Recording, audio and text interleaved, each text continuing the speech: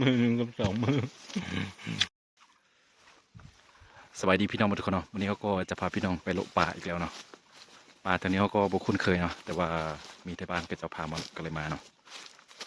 ไปจะได้เขาไปติดตามพร้อมกันเนาะ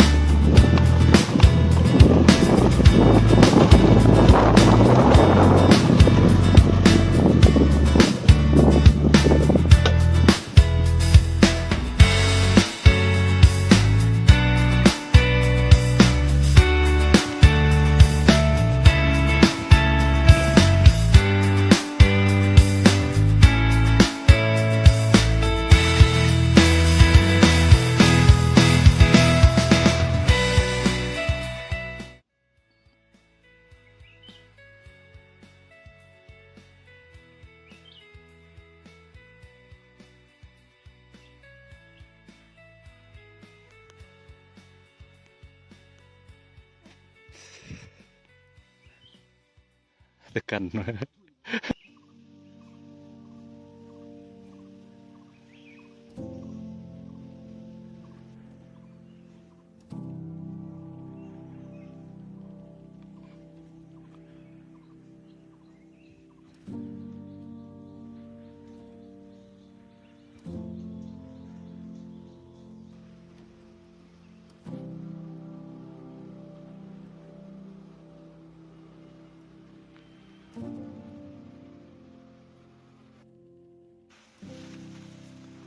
ก็มาท่าบนนกทองเนาะแต่ว่านกปกเข้าไปไหนเข้ามาเลยเขาแต่ว่าไม่มีลายนะอีกคนนึงหลับไปคนอีกคนไม่อีกคนนึงแต่ว่าเบิ่งขอปกเข้าคือกันจะได้กินอยู่วะ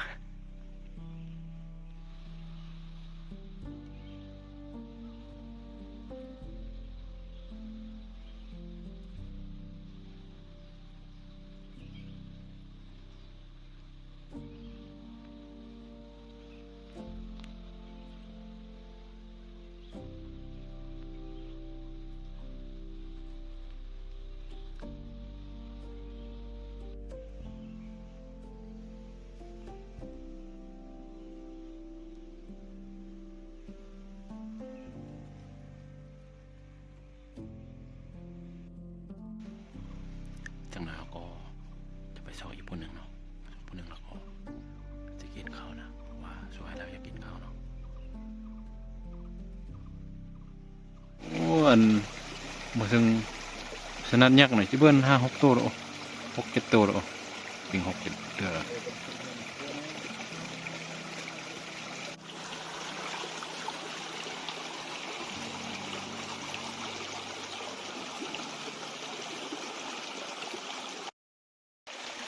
ซึ่งตอนนี้เขา2 คนก็กำลังปิ่งนกอยู่นะฮะ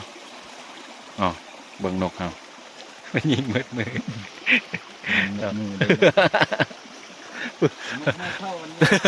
ปืนบดทึกเลยนะจักกีแม่มันจะได้เอาปืน ยิงบักไล่เถื่อมันทึกโอ้ยอ๋อมาได้ได้นกที่2 ตัวขนาดเขายิงพุ่นยังสิ้นยังสิ้นยังได้หลายนิดนึงยิงพุ่นชัดอีกบรรยากาศเนาะนี่แล้วก็เบิ่งทางลุมหลังจากเขากินข้าวแล้วเราก็กินข้าวแล้วเรายังจีลงไปตามห้วยนี่เนาะเขาจะลงไปตามห้วยเราก็จะไปเจอแม่น้ำใหญ่กว่านี้นิดนึงเพราะว่าอยู่พุ่นนี่เขามีเป้าหมายคือจะไปชอกมากไม้ชนิดนึงนะคือว่าธรรมชาตินี่ก็คันมีหนูมียังกินก็คือว่าจะไปยิงหนูเนาะตอนค่ำนะ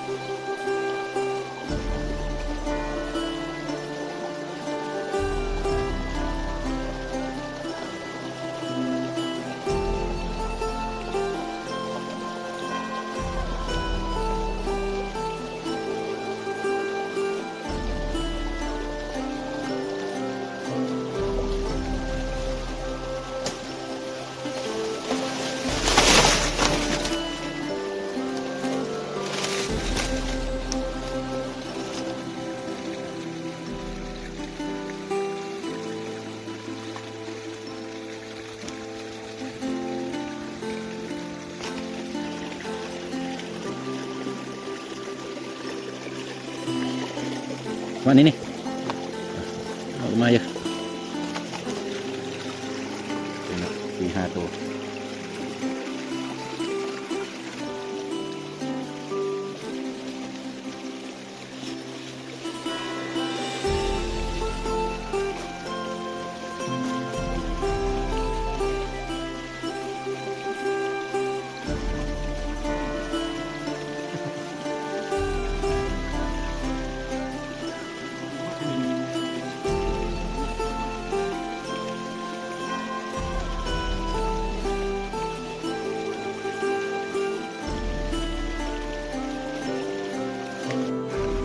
เก็บนี่เด็ดของแล้วเนาะ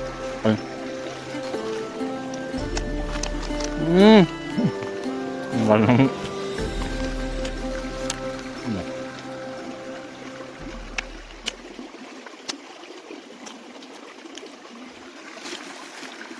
ยกหน่อย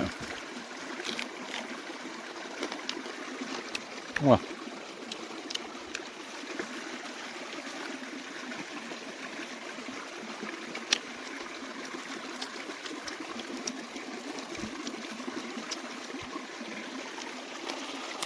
ยิงปลาแน่นอนครับ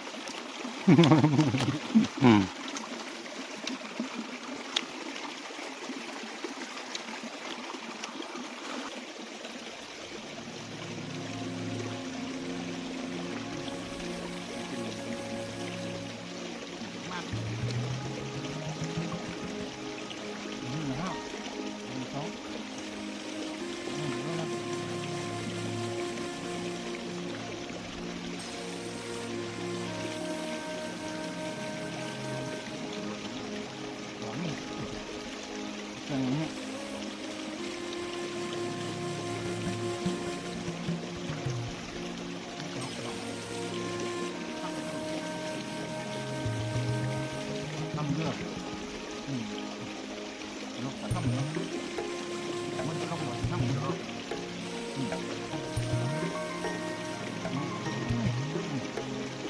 ครับเลยพวกเราครับจบนี่ก็ทุกนกลูก5 มือแล้วจริงมันต้นทุกแล้วก็มอดนี่นะมอดตรงทุ่งเราบุกตัวนี้แล้วก็หูมันลงตาห้านยอดเลย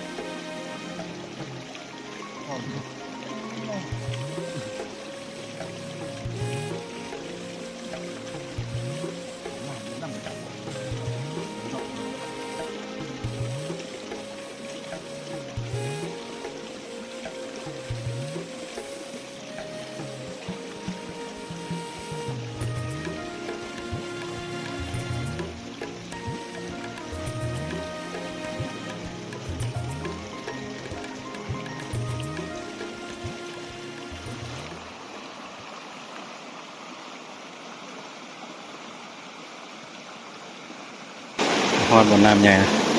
รถเกือบไปเนาะ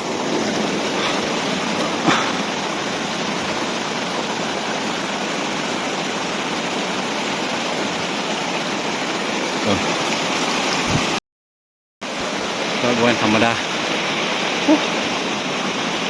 น้ำใหญ่แต่บ่มีปลา ที่ได้ไปต่ออีกเถิงมันอยู่ในเนาะคือจะมีปลาเนาะแต่ว่าก็เห็นปลาไปพุ่น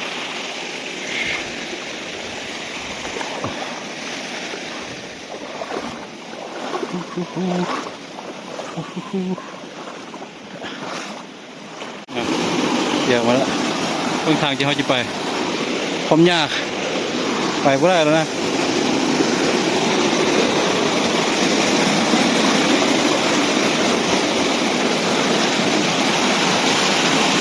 เดี๋ยวนะ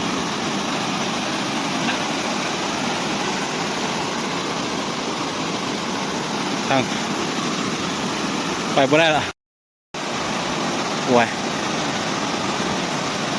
ทางบดีโพดไปโลยิงหอกคือไปทางบักยิงหักกู้บานเขาเลยไม่ได้เนาะมันนาไม่ต้องไปหาละ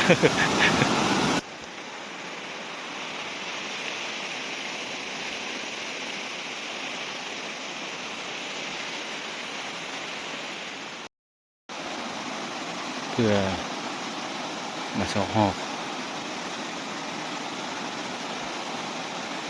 ทางยางขึ้นมาก็ธรรมดาโดนหูก็บ้าง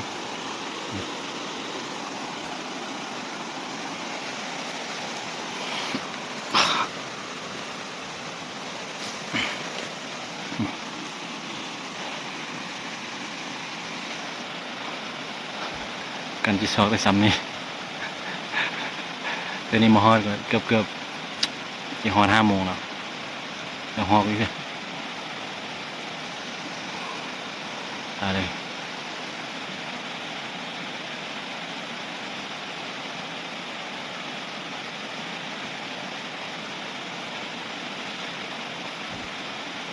เส้นทางโคตรเนี่ยโคตรลำบาก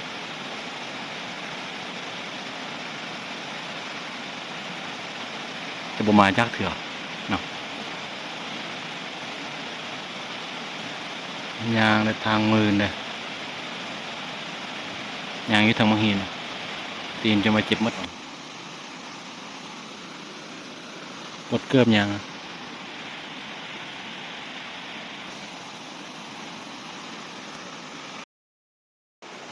หลังจากที่เขาท่ามา40 กว่านาทีแล้วไม่ได้ยินเสียงยังได้ยินแต่เสียงน้ำหรือว่าเมื่อยมาเฉยๆวันนั้นจะมีฮอตทางยางสบายใครเลยทางยางปักยิ่งมากผู้กลับในกลับจังไรเนาะกลับตอนมืดเองคือจิประสังกลับขั้นตกก็คือตกอยู่น้ำแล้ว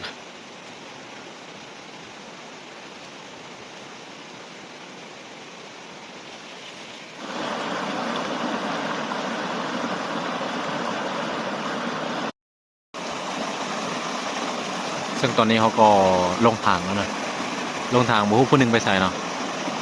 ก็กลับมาท่าอยู่นี่บัวเข้าไปทางใดนะแล้วก็ท่าห้องใน1 ห้องประมาณแล้วกลับมาคือว่าจะมาเบิ้งป่าเบิ้งหยังเนาะแต่ว่าบ่มีเลยนะบ่มีเลยมันน่าจะเป็นย้อนขนนี่แหละเนาะอาจจะเป็นย้อนขนก็อาจจะใส่หม้อสดหม้ออย่างสดแล้วมันก็ตายหมดเลยปลาน้อยปลาอย่างบ่เห็นเลยนะนำความงามไปความยากเนาะแต่ว่าบ่มีเอามาบ้าไก่ลูกอยู่พุ่นมานี่ประมาณ2 ชั่วโมงมาหอนอยู่พี่น่ะบ่ฮอด2 ชั่วโมงก็อย่างน้อยหนึ่งก็แหละแล้วทางมันสั่นเนาะสั่นแล้วก็ตึ๊บมันบ่ฮู้สิไปทางใดนะอย่างจับปืนแดโลแคมน้ำแดยากที่สุดเพราะว่าขั้นบ่มีอย่างซี่ก็บ่มาเนาะยอมเลยจะน้อยก็ถ้าเรามาแล้วก็จิกลับไปเนาะว่าคิดว่าจิกลับไปแล้วนะเพราะว่าบ่ลืมทางนะยันที่หลงเนาะแต่ว่าเราน่าจะอยู่ทางเทิงพี่ก็เลยจิท่าเนาะถ้าเรากลับมาเราก็จะกลับนำกันคันว่ามืดนี่กลับยากนะกลับยากที่สุดขนาดฝ่ามันยังบ่มืดเถอะเขาก็กลับบ้านยากนะตอนมานะก็ค่อยมาได้ที่จริงว่าจีถ่ายแต่ว่าจีจับกล้องเลยจีจับอันนั้นเลยบ่ได้เนาะบ่ได้เลยนะทางยากโพดเนาะ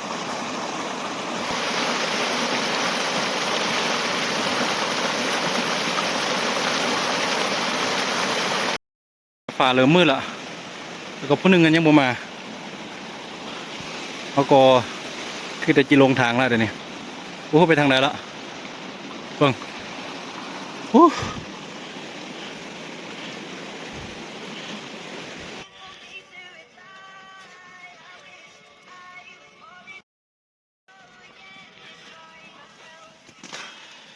มาดังไฟแล้วมาดังไฟกินน้องลูกปลามันเมืองบ่ได้ยังเนาะ หนาวกันหนาวเปียกไหม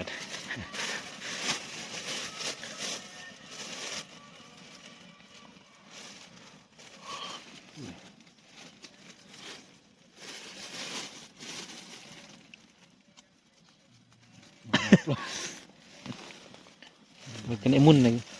เราะนั่นดิ จังไรก็จีพากันนอนแล้วนะ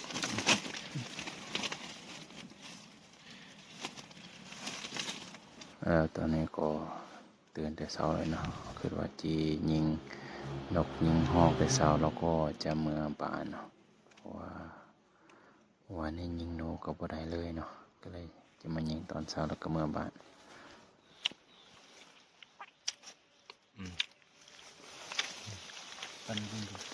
มือหนึ่งสองมือ มือหนึ่งกับสองมือ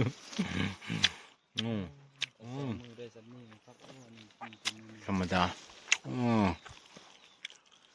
ปืนบัทึกเลยนะปืนบัทึกยังได้ทำนี่